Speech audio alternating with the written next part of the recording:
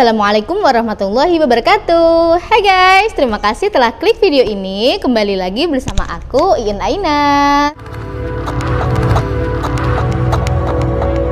Terima kasih buat kalian yang udah subscribe channel YouTube ini. Kali ini aku akan membahas tentang kasus-kasus orang yang tidak bersalah tapi akhirnya harus dihukum. Bahkan banyak juga yang akhirnya dihukum mati. Jadi sebagaimana yang kita tahu ya, hukum itu tidak memandang siapapun yang terbukti bersalah. Apalagi jika perbuatan yang dilakukan tergolong berat seperti pembunuhan, maka hukuman mati menjadi kerap kali dijatuhkan oleh pengadilan. Namun, bagaimana jika ternyata seorang terpidana divonis mati dan telah dilakukan eksekusi mati, namun pada kemudian hari orang tersebut ternyata terbukti tidak bersalah, tidak melakukan pelanggaran sebagaimana yang dituduhkan. Nah, kejadian seperti itu pernah terjadi di berbagai negara di dunia. Ada beberapa orang yang dinilai pengadilan melakukan pelanggaran berat lalu divonis hukuman mati. Namun ternyata mereka tidak terbukti bersalah setelah eksekusi dilakukan. Dirangkum dari berbagai sumber, berikut ini aku kumpulkan beberapa kisah tragis dari orang-orang yang tidak terbukti bersalah setelah dieksekusi mati. Josh Stinney Jr. sudah lama tewas, yaitu sejak tahun 1944 silam karena fitnah. Bocah kulit hitam ini yang kala itu berusia 14 tahun menjadi orang termuda di dunia yang dieksekusi mati dalam sejarah Amerika Serikat. Dia divonis hukuman mati dengan kursi listrik atas tuduhan pembunuhan terhadap dua gadis kulit putih di sebuah kota di Carolina bagian selatan. Namun setelah 70 tahun baru terungkap kalau Stinney ini menjadi korban hoax atau korban berita bohong atas tuduhan yang diarahkan kepadanya. Jadi pada Maret 1944, dua orang anak perempuan bersama Betty June Binnicker yang berusia 11 tahun dan Mary Emma Thames yang berusia 8 tahun dinyatakan hilang. Tim pencari menemukan mayat kedua gadis itu beberapa jam kemudian di sebuah parit. Keduanya ditemukan dalam keadaan penuh lumpur dengan luka paku dan pukulan di kepalanya. Menurut keterangan yang beredar, Stinney bersama saudara perempuannya yang bernama Amy Rover merupakan orang terakhir yang melihat kedua gadis itu saat berada di sebuah ladang dekat kota Alcolu. Namun entah mengapa polisi lebih mengarahkan perhatian mereka pada Stinney. Stinney pun langsung ditangkap tanpa adanya bukti dan saksi lebih lanjut. Bahkan dia dijauhkan dari orang tua dan penasehat hukumnya ketika diinterogasi pihak berwenang. Jadi dia diinterogasi sendiri tanpa adanya pendampingan dari penasehat hukum. Padahal waktu itu dia baru berusia 14 tahun. Beberapa orang mengatakan Stinney terlihat sangat ketakutan sehingga dia terpaksa untuk mengatakan seperti apa yang diinginkan polisi meskipun tidak ada bukti yang mengarahkannya kepada tindak kejahatan tersebut. Setelah 2 jam persidangan dan pertimbangan selama 10 menit, Stinney dinyatakan bersalah atas pembunuhan tersebut dan dijatuhi hukuman mati dengan menggunakan kursi listrik. Pengadilan memutuskan untuk mengeksekusi Stinney dalam waktu sekitar 3 bulan saja. Sempat ada perdebatan terkait hasil ini, terutama tentang Stinney yang masih terlalu kecil untuk duduk di kursi listrik. Selain karena elektroda terlalu besar untuk kakinya, tali pengikat di kursi listrik itu juga tidak pas dengan tubuhnya, sehingga Stinney harus duduk di atas Alkitab agar sesuai dengan kursinya. Namun keraguan-keraguan itu akhirnya diabaikan dan pada 16 Juli 1944 Stinney tetap dieksekusi di kursi listrik. Kasus ini membuat marah para pembela hak-hak sipil. Stinney diinterogasi sendirian di sebuah ruangan kecil tanpa didampingi oleh orang tua maupun pengacaranya. Saat itu polisi mengatakan bahwa Stinney mengaku telah membunuh keduanya karena Binnicker menolak untuk berhubungan badan dengannya. Beberapa tahun setelahnya, sejarawan Josh Frierson mulai mempelajari kasus ini. Dia juga menemui mantan teman satu setel Stinney yang bernama Wilford Hunter. Hunter mengatakan bahwa Stinney membantah semua tuduhan yang ditujukan padanya. Pada tahun 2009, seorang pengacara bernama Matt Burgess berencana untuk mengajukan laporan dari anggota keluarga Stinney. Keluarga Stinney akhirnya berani bersuara dan mengatakan bahwa Stinney mengaku melakukan pembunuhan karena terpaksa, karena dipaksa. Intinya ya, dia dipaksa mengaku pada saat itu. Saudara perempuan Stinney yang bersamanya pada saat kejadian melihat bahwa gadis-gadis tersebut, gadis-gadis yang sudah meninggal tersebut sedang menaiki sepeda di dekat rel kereta api dekat rumahnya. Selama ini mereka diam saja karena merasa ketakutan.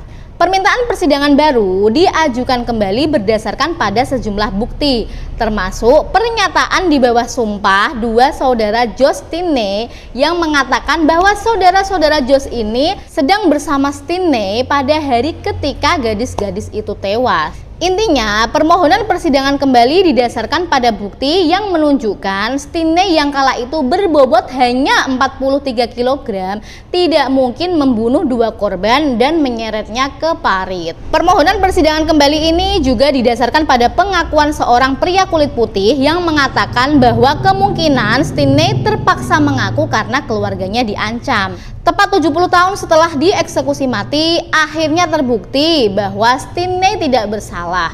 Dia menjadi korban fitnah atas tuduhan pembunuhan yang menyeretnya ke pengadilan. Keputusan pengadilan di Carolina Selatan yang akhirnya menyatakan bahwa Stinney tidak bersalah akhirnya disambut gembira pihak keluarga dan para aktivis hak-hak sipil yang memperjuangkan hal ini selama bertahun-tahun.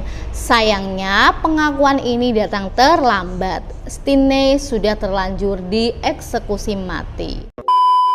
Carlos De Luna dieksekusi mati oleh pengadilan Texas, Amerika Serikat hanya karena dia punya kemiripan dengan pelaku pembunuhan yang sebenarnya. Dia dieksekusi dengan cara disuntik mati pada tahun 1989. Jadi, waktu itu pada tahun 1983, De Luna menyaksikan pembunuhan seorang pegawai pompa bensin wanita bernama Wanda Lopez yang dilakukan oleh kenalannya yang bernama Carlos Hernandez. Wajah De Luna dan Hernandez memang punya kemiripan. Penampilan mereka sama dan ras Hispanik mereka juga sama. Bahkan kebetulannya lagi nama depan mereka juga sama-sama Carlos, dan itu turut memberi andil pada keputusan eksekusi mati pada De Luna. Seorang saksi mata kemudian memberikan kesaksian berdasarkan ciri-ciri tersebut. Pengadilan akhirnya mengidentifikasi bahwa De Luna lah pelaku pembunuhan terhadap Wanda. Sementara Hernandez yang mana itulah pembunuh sebenarnya lepas dari tuduhan. Belakangan, Profesor Hukum dari Sekolah Hukum Columbia, James Lipman bernama 5 mahasiswanya membeberkan fakta hukum sesungguhnya.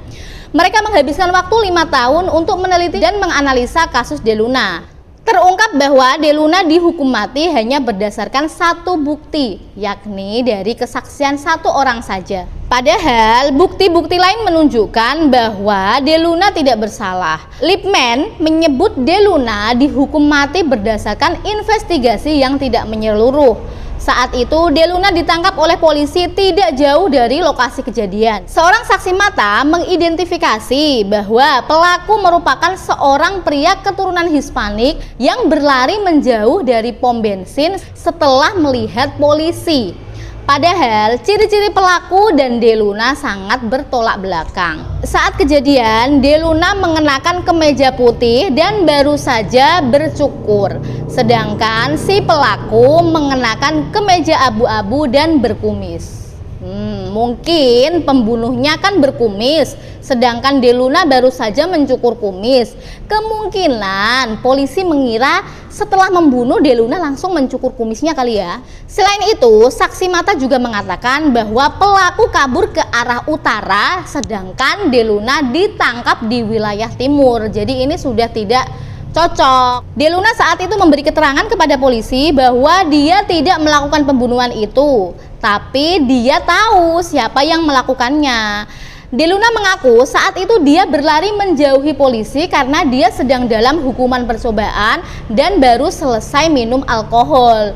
Jadi De Luna saat itu posisinya baru keluar dari penjara ya guys, atas kasus yang lain, dan dia dibebaskan dengan status hukuman percobaan. Nah, ketika kejadian tersebut dia itu sedang minum. Nah, Deluna juga mengakui dirinya melihat pelaku sebenarnya, yaitu Carlos Hernandez ini masuk ke area pom bensin.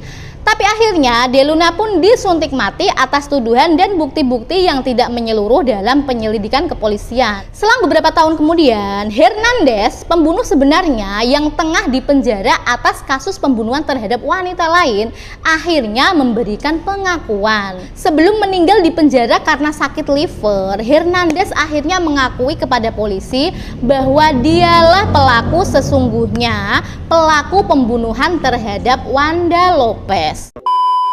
Timothy Evans dieksekusi mati dengan cara digantung pada 9 Maret 1950 oleh pengadilan London, Inggris. Dia dituduh telah membunuh istrinya, Beryl Susanna Thorley, dan putri mereka, Geraldine.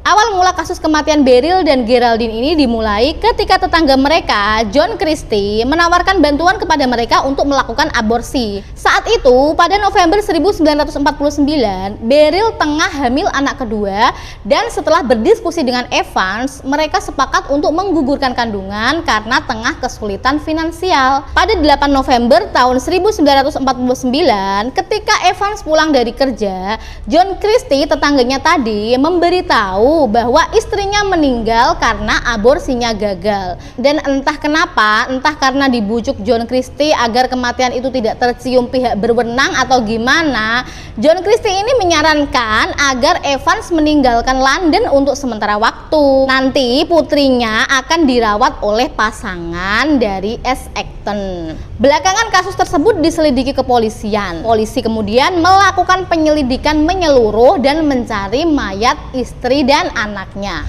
Polisi kemudian menemukan mayat Beryl dan Geraldine di rumahnya. Evans kemudian menerima tuduhan itu dan bertanggung jawab atas kematian istri dan anaknya. Kok bisa ya? Kan bukan dia yang membunuh. Apa dia menerima segala tuduhan itu karena merasa sebagai pihak yang menyetujui aborsi istrinya tadi? Atau ada tekanan dari seseorang? Entahlah. Evan dinyatakan bersalah oleh hakim dan dijatuhi hukuman mati dengan cara digantung pada 9 Maret tahun 1950. 3 tahun kemudian, polisi menemukan sisa-sisa kerangka beberapa wanita di kediaman John Christie, tetangganya yang bilang aborsi istrinya gagal tadi. Polisi kemudian melakukan penyelidikan atas temuan tersebut. Dari penyelidikan itu didapati ternyata John Christie merupakan pembunuh berantai yang telah membunuh beberapa wanita. Dia juga akhirnya mengakui telah membunuh Beryl dan Geraldine. Akhirnya John Christie dieksekusi mati pada 15 Juli tahun 1953 atau 3 tahun setelah Evans yang ternyata tidak bersalah itu dieksekusi mati. Siapa sih orang tua yang tega meracuni anaknya sendiri jika bukan orang gila yang hanya karena ingin mendapatkan harta? Nah, inilah yang terjadi pada seseorang bernama James Rickardson. Nasib miris ini dialami oleh seorang ayah bernama James Rickardson, di mana dia dituduh telah meracuni 7 anaknya dengan cairan pestisida untuk mendapatkan uang asuransi yang jumlahnya sangat besar. Karena tuduhan tersebut, kemudian James Rickardson harus mendekam di penjara seumur hidupnya. Dan setelah 21 tahun mendekam di penjara, James akhirnya dibebaskan oleh petugas. Kenapa dibebaskan? Karena mantan babysitter James mengakui bahwa dirinya lah, babysitter inilah yang telah menuangkan racun pestisida pada makanan anak-anak James. Dan dari pengakuan babysitter tersebut, perbuatannya itu dilakukan atas dasar kekesalan terhadap James yang seringkali memarahi dirinya. Pada tahun 1975, seorang salesman bernama Harold Frank dibunuh dengan kejam oleh orang-orang jahat.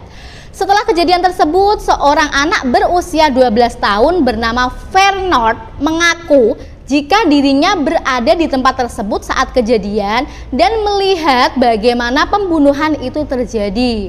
Anak itu mengatakan jika pelaku pembunuhan adalah Quen, sehingga meskipun tanpa bukti fisik, Quen pun akhirnya ditahan dan divonis hukuman mati.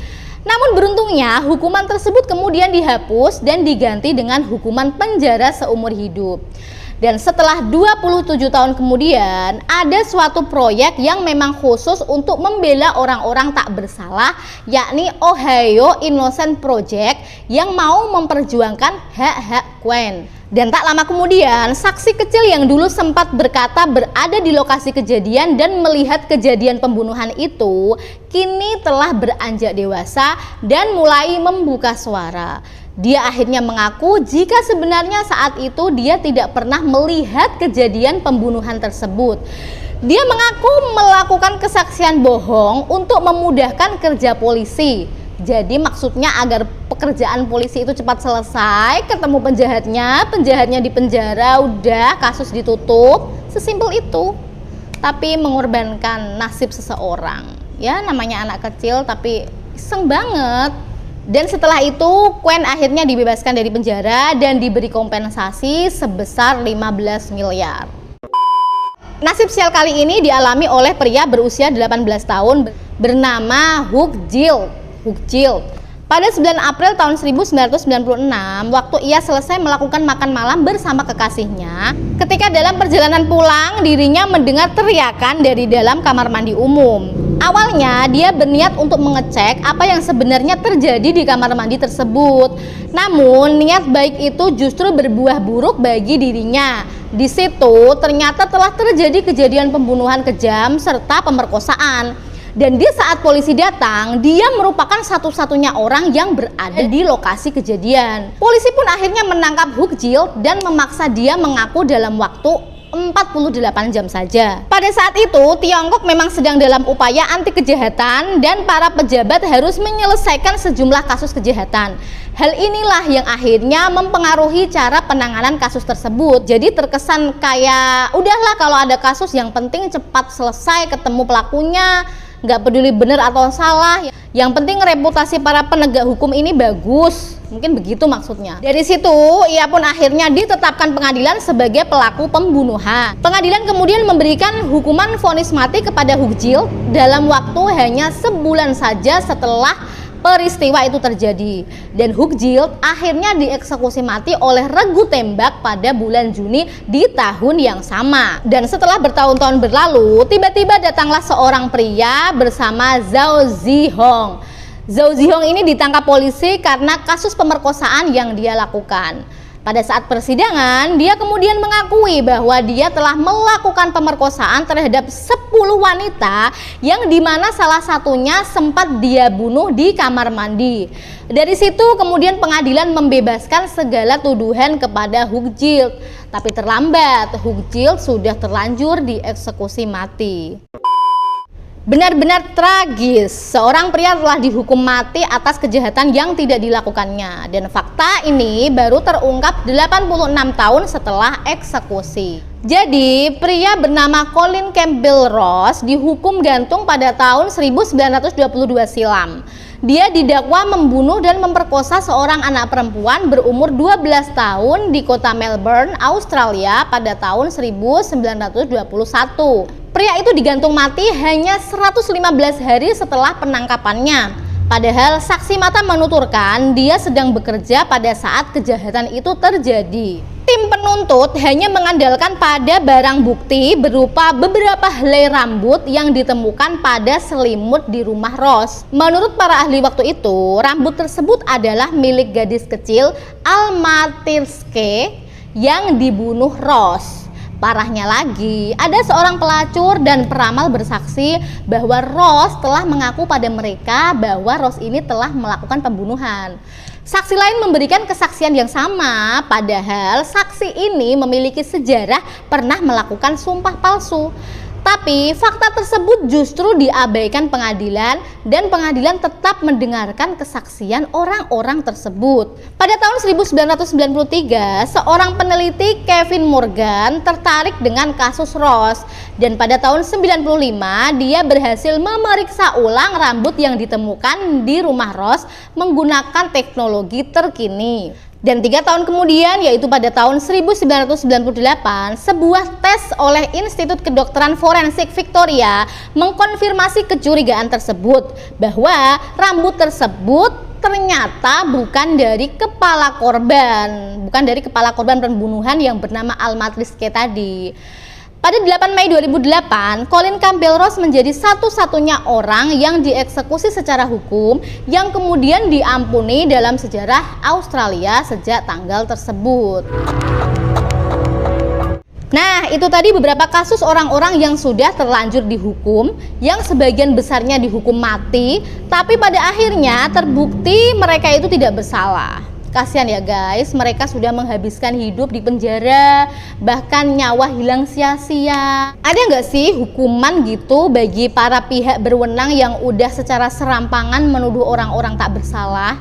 Bahkan orang-orang tak bersalah itu akhirnya harus berakhir di tiang gantungan atau di depan regu tembak. Coba tuliskan komentar kalian mengenai kasus-kasus ini ya guys. Oke guys, sekian dulu video dari aku. Terima kasih buat kalian yang udah menonton video ini dari awal sampai akhir. Sampai jumpa di video berikutnya. Bye bye. Wassalamualaikum warahmatullahi wabarakatuh.